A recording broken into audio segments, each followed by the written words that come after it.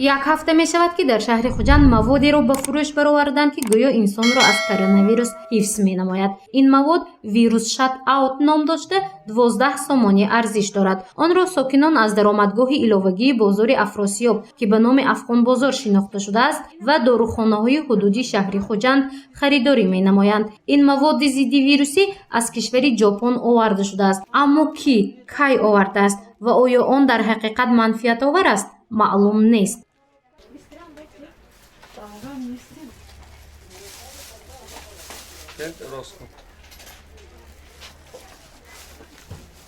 фурӯшандагон ҳам дар бозор ва ҳам дар дорухона аз куҷо пайдо шудани маҳсулотро намедонанд. онҳо танҳо аз бозоргир будани он ҳарф мезананд. мегӯянд ин чиз то 30 рӯз коршоям аст, яъне давоми як моҳ фаъол буда то 2 метр вирусро нобуд месозад. соҳибе ки онро харидорӣ кардааст коронавирус намешавад.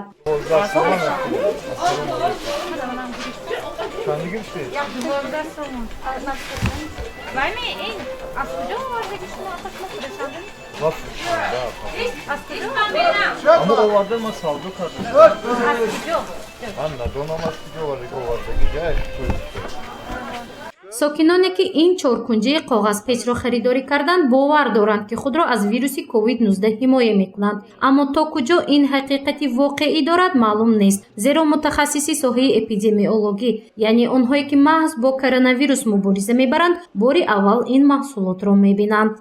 ҳамчун эпидемиолог, ҳамчун мутахассиси соҳаи ҳаминро бояд гӯям ки то имрӯз мана дида истодаем ки тамоми ҷаҳонро ин пандемия, яъне ки вабои асри 21 доман паҳн кашида бошад, то имрӯз ягон хел препарате ки бармуқобили анамин коронавирус бошад омӯхта ё ин ки ба бозор бароварда нашудааст.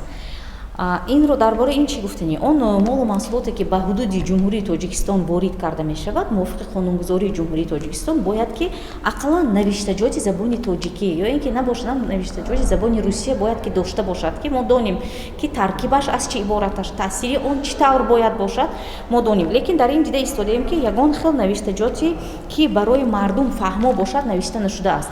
аз ин лиҳоз ҳамчун мутахассис ман тавсия намедиҳам ин чизро. ягона роҳи пешгирӣ аз сирояти коронавирус ин тести шустани дастон, пӯшидани ниқоб, риояи фосилаи иҷтимоӣ ва истифодаи антисептикҳо мебошад. ин ягона роҳе ки мо метавонем пешгирӣ кунем. аз рӯи маълумотҳои шабакаи интернетӣ ин маҳсулот танҳо микробу вирусҳои дар ҳаво бударо нобуд месозад, на коронавирусро, яъне бо воситаи он микробу вирусҳои ҳавоӣ дар муддати муайян нобуд мешавад. ба ҳолати санитарию эпидемиологӣ бошад кӯмак карда наметавонад. аз ин рӯ сокинонро мебояд ҳангоми харидорӣ намудани маҳсулот аввал ба навиштаҷоти он аҳамияти ҷиддӣ диҳанд, то ба ҷои фоида ба саломатӣ зарар нарасонад. از کدام аптеки гирифтед? аз инҷа аёнам гуфтаги як мава. чикор мекардаст? саюм рӯз. чикор мекардаст? як метр вируса мегирад худос. як метр вирус? як метр. дистансия нигоҳ медошта? дистансия нигоҳ медорад. ҳа бисайманда хирда мекун, када гаштиям мекун, надона. чизе будаст ин?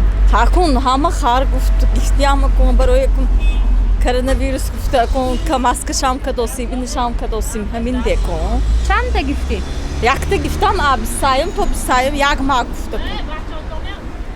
ҳа бачонбиам гифтам. хонангиҳоям гифтед? шумораш чанда? чанд пули гирифтед? даҳи гифтам. чанда гифтед? чотта. чотта 40 сомон. мана ин ҳайми шумонда шумо дидигими ин чизе? намедонам. ин вирус. нархи ин маҳсулот аз 10 то 12 сомонӣ дар шаҳри Хуҷанд арзиш дорад. он ба ҷуз аз дорухонаҳо ҳамчунин дар мағозаҳо низ ба чашм мерасад. аммо кормандони хадамоти назорати тиб дар вилояти Сол мегӯянд эҳтимол аст маҳсулот тариқи қочоқ ба бозор роҳ ёфтааст, чунки ин маҳсулот дар қайди онҳо вуҷуд надорад. сертификация драштаги не е. Воридоти сира шудаги не е. Официални чизе ки сертификат шудаги не е аз тарафи хадамоти мо.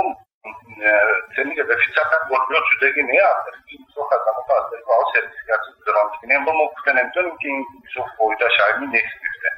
аммо ҳамин масъала ки якалом корбари досим дорухонаҳо ки чанд гифтани чизошим аз муомилот гифтосим ваку шаҳрвандо розаи ваҳоям пайдоштагӣ мекунем навсакухай назорати мағозаш дастим